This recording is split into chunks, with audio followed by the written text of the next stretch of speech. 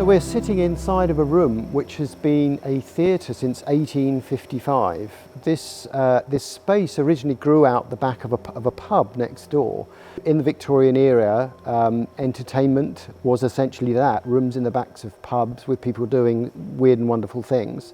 This theatre was closed during the Second World War. So in the 1960s, it was derelict, hadn't been used for decades, and some local people came together, decided that they wouldn't tolerate it being torn down, that they would raise some money, and they rebuilt the interior and set it back on a path towards becoming a community asset, a community theatre. So we're right in the middle of Greenwich, in the middle of the World Heritage Site. We are surrounded by the astonishing Greenwich Park, which dates back to Henry VIII, Elizabeth I. We've got the Queen's House and the Old Royal Naval College right by the river. One of the most photographed areas of London, I'm sure. It's been used in film locations all of the time. I mean, barely a summer goes by without a huge Hollywood production doing some work in the Naval College. We also have the Cutty Sark, the famous landmark. And on the hill, the Royal Observatory and the Prime Meridian, which points directly north to the top of the world, starts right here in Greenwich. So we are a world centre and we are surrounded by centuries, if not millennia, of history. And it is a beautiful place to be and a beautiful place for people to come and see a show. Working in theatre is amazing. It's always kind of a really creative environment, super fast-paced. At Greenwich Theatre, we're both a receiving and a producing house, so that means we have external companies coming in and visiting us, and we also produce our own work. So there's a lot of collaboration, a lot of voices being heard.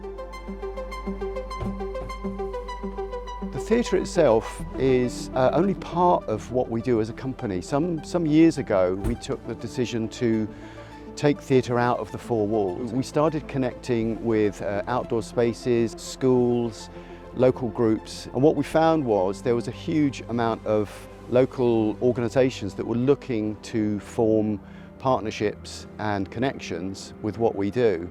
So I'm the artistic director here at Greenwich Theatre, which fundamentally means I decide what's on stage. We occupy quite an important position in the national theatre ecology in that we are a nice mid-scale venue for touring companies to bring their work to London.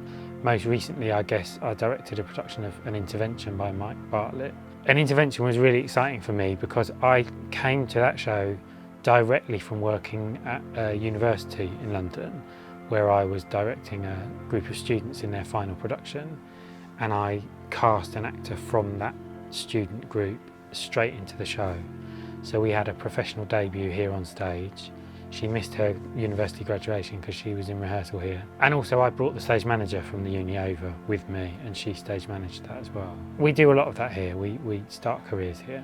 It was really hard to get into theatre or the theatre industry after I graduated. I guess it was doubly hard because I graduated into the pandemic, and kind of the prospect of getting a job in theatre was kind of a bit dismal. At the best of times, really, kind of getting your foot in the door in any creative industry is a challenge. So COVID obviously decimated the theatre industry. Having had that period of time where we were closed, we survived because of the loyalty of our audiences. So the challenge since the end of the COVID-19 pandemic has been to restart into essentially a new world, a new reality of arts and culture and people engaging.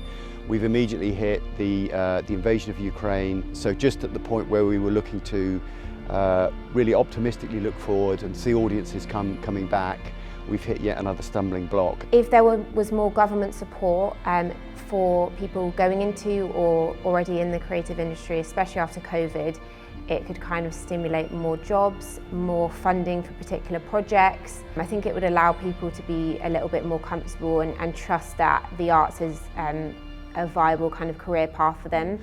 The importance of that first step in a career really can't be understated. The number of students graduating from drama schools struggling for work. I think Greenwich Theatre has a really exciting opportunity to sit at the heart of something new, something which unites a number of education partners, something which offers direct routes into the industry. We already employ a technician who is straight out of drama school, and we hold them for a year and then we rotate the post, so it's a learning post. Every show that I cast, I always audition graduate performers, but theatres aren't all the same. The added benefit really, I think, of organisations connecting to us is that we already have quite strong pre-existing connections to dozens and dozens of creative organisations, to set building companies, to theatrical producers, to lots of other creative professional organisations. We're always looking to create more opportunities for ourselves, and I think this kind of partnership, working with different training organisations, different unis, would be really beneficial in kind of bridging that gap between training or education and working arts organisations, allowing them to make connections within that industry directly, so they can kind of go forward and establish their own careers. For graduates to get a genuine experience of what it means to work in this industry, having an industry partner at the centre of some kind of hub that could offer those opportunities during training and at the moment of graduation, I think could transform a lot of careers and could stop a lot of people leaving this industry. So the benefit to us of the partnership and collaboration model, which we've been using for some time now, is fundamentally we believe that what we do is good, and the problem for us is we want to do more. Theatre is a really collaborative industry by nature, and by bringing these students here to train, we're kind of able to guide them in their career paths. Finding ways to grab people at that moment of graduation by engaging them before is incredibly exciting. So we benefit because we get to do more, we get to engage more, and what we're offering in return with the partners that work with us is an opportunity for people to begin a career, and it's a career that we hope will last, and we get to establish connections with the next generation of theatre makers, to connect those people to the employers and the creative organisations that are looking for them. We really hope that the Mayor will commit to